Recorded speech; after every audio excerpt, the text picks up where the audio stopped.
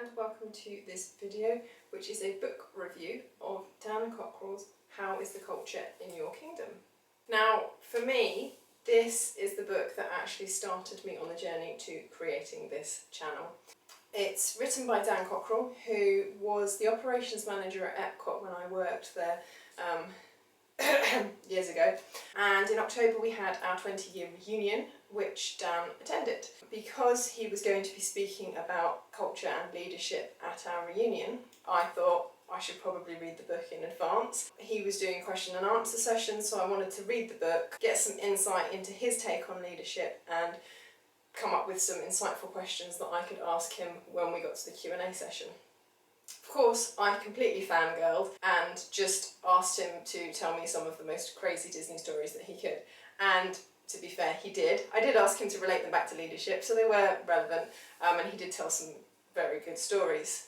But as I said, this book, when I read it initially to prepare for speaking with Dan, was what really gave me a kick up the backside to get together and do this channel. I have worked in training and development pretty much all of my professional career, but throughout my career I have had leadership and development roles, and I have run leadership training courses, so I am quite familiar with a lot of the techniques that Dan refers to in this book. So for me, it wasn't necessarily the learnings that I got from this book, it was more the inspiration to go back to my roots and actually do this. So we have this to thank for this, basically. So yes, as a Disney fan, this is a great book because it does tell stories about Disney, but more than that, it is a great leadership tool. There are so many great leadership things in here that it's a great starting point. If you aren't sure about leadership, if you want to learn more, if you don't have any leadership experience but you'd like to, or if you are currently a leader but you want to refresh your learning, then I would definitely recommend this book. It's a great starting point.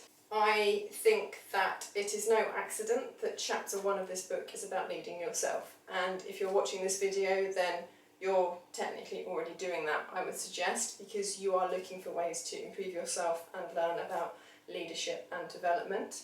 That is where this book starts off. The subsequent chapters deal with leading teams, leading an organisation and leading change. So it covers a wide range of topics.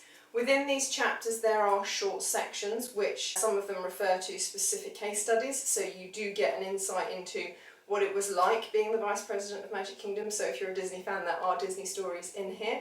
There are motivational quotes, and at the end of every chapter there is a summary, like a fact finder, of either things to do, stuff to try out, things to look up, to help you on your leadership journey. So it's a really useful tool. It's not just a book with do this, do that, do this, do that. Yes, there are techniques in here that you can employ straight away. There are also things that you can go away and do by yourself to continue your development. So it's a really, really useful tool. As you can see, I found lots of useful stuff in this book, so I would highly recommend it.